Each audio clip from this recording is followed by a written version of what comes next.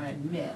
But I usually get asked, what does illegal immigration cost the state? It's probably about $2 to $2.5 billion a year. And what do they bring into the state? Well, they also bring, yeah. But there's probably about $1 billion of expense in education. There's probably about $1 billion of expense in health care, and about $500 million right in here. Now, in the health and welfare, this is probably an area where we could really make some improvement by, instead of when a person qualifies for access, it's just everything's free. If you had some graduated co-pays, where you reconnected a person's individual responsibility with their actions. For example, if a person thinks it's $0 out of my pocket, whether I go to an emergency room or urgent care, they show up at the emergency room and it costs the state $5,000 a day. They're both from Preston. If we had a $50 copay at the emergency room and a $10 or $20 copay at the urgent care, then maybe we could get people to think in terms of how do my actions affect. That's exactly right. Exactly. If you give it to them free, they'll go to the shack. I don't think.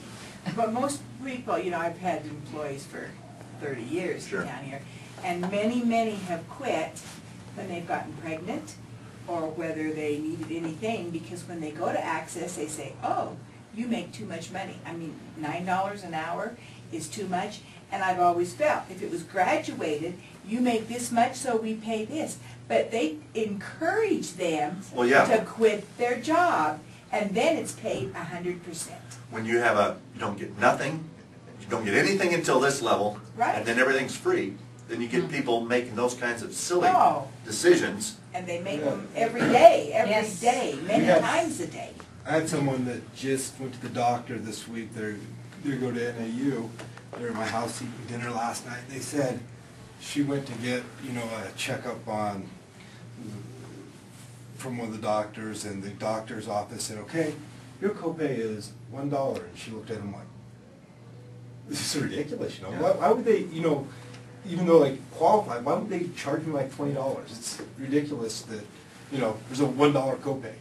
I think people need to understand that nothing is free, and you'd have to do something like that, because nothing is free. Somebody is paying it. People who are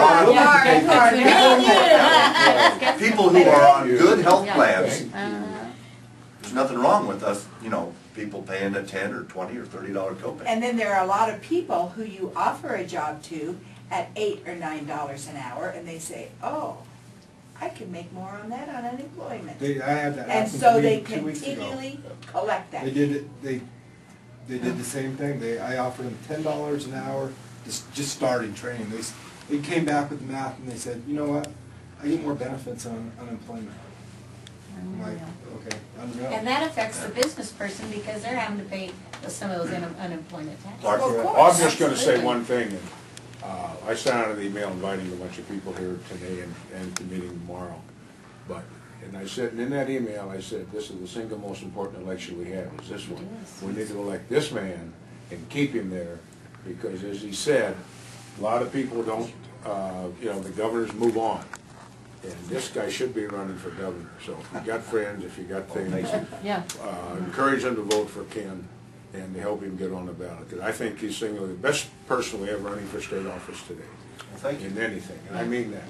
I'm surprised. And you understand the state budget, which a lot of the people at the state capitol, it seems to be over their heads.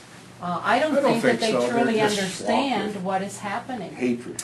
I think what happens, Rose, is they get swallowed in the minutia. If you end up on the appropriations committee, you get 2 books about yay thick. And you're going through, and I did that for 4 years on that committee. Now, I'm an accounting graduate, and I like numbers, so that didn't bother me. All it did was give me the understanding of all the details, but you got to simplify it to a place where the voters. Have you ever presented this to the legislature? I have tried. About a third to a half of them have seen it at one place or another, and many of them have. Well, about 2008, my blood starts boiling. Isn't it something? And one of the things this illustrates is how important it is, That's right. the decisions you make at the early stages of a crisis.